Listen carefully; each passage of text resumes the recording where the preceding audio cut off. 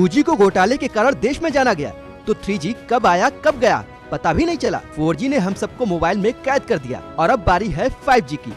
सरकार ने 2020 तक देश में इसे शुरू करने का टारगेट रखा था, लेकिन अभी तक स्पेक्ट्रम की नीलामी भी नहीं हो पाई है। दूसरी तरफ मुकेश अंबानी बार बार कह रहे हैं कि उनकी कंपनी जियो जल्द ही देश में 5G सर्विस शुरू कर देगी।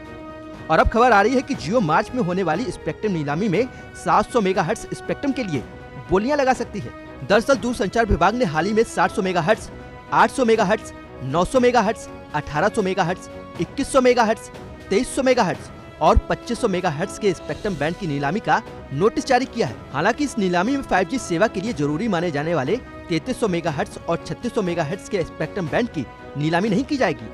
दुनिया भर में 5G सेवाओं के लिए 3300 मेगाहर्ट्ज और 3600 मेगाहर्ट्ज के स्पेक्ट्रम बैंड को बेहतर माना जाता है, लेकिन यूरोप में 5G सेवाएं शुरू करने के लिए बड़े पैमाने पर 700 मेगाहर्ट्ज के स्पेक्ट्रम बैंड का ही यूज किया जा रहा है। इस नीलामी में वो स्पेक्ट्रम शामिल किए गए हैं जो दूरसंचार कंपनियों के पास पहले से ही है।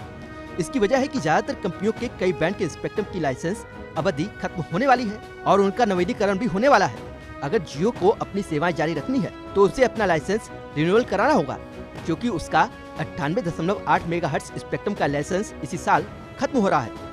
नीलामी के लिए रखे गए स्पेक्ट्रम की बेस कीमतों के हिसाब से देखें तो इतने स्पेक्ट्रम के लिए उसे 23,864 करोड़ रुपए खर्च करने होंगे। जियो के लिए स्पेक्ट्रम लाइसेंस रिन्यू कराना 2 वजहों से जरूरी है। कंपनी अपनी सेवाओं के लिए 800 मेगाहर्ट्ज, 1800 मेगाहर्ट्ज और 2300 मेगाहर्ट्ज के स्पेक्ट्रम बैंड का यूज करती है। इसलिए पहली वजह है कि उसके 800 मेगाहर्ट्ज स्पेक्ट्रम बैंड के लाइसेंस का इसी साल नवीनीकरण होना है। कंपनी के नेटवर्क को पूरी स्ट्रेंथ 1800 मेगाहर्ट्ज और 2300 मेगाहर्ट्ज के बैंड से मिलती है, जबकि दूसरी वजह है उसके कॉम्पिटिटर एयरटेल के पास 859.3 मेगाहर्ट्ज और वोडाफोन आइडिया के पास 924.8 मेगाहर्ट्ज स्पेक्ट्रम की। लेकिन इतने कम स्पेक्ट्रम के बावजूद उसके मोबाइल सिम चलाने वालों की संख्या सबसे ज्यादा है।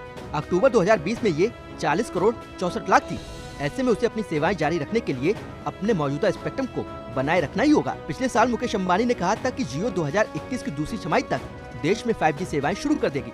हालांकि अभी भी 5G सेवा के लिए जरूरी माने जाने वाले 3300 मेगाहर्ट्ज और 3600 मेगाहर्ट्ज के स्पेक्ट्रम बैंड की नीलामी को लेकर कोई भी स्पष्टता नहीं है। लेकिन माना जा रहा है कि जियो 5G सेवा शुरू करने के लिए 700 मेगाहर्ट्ज के स्पेक्ट्रम के लिए बोली लगा सकती है।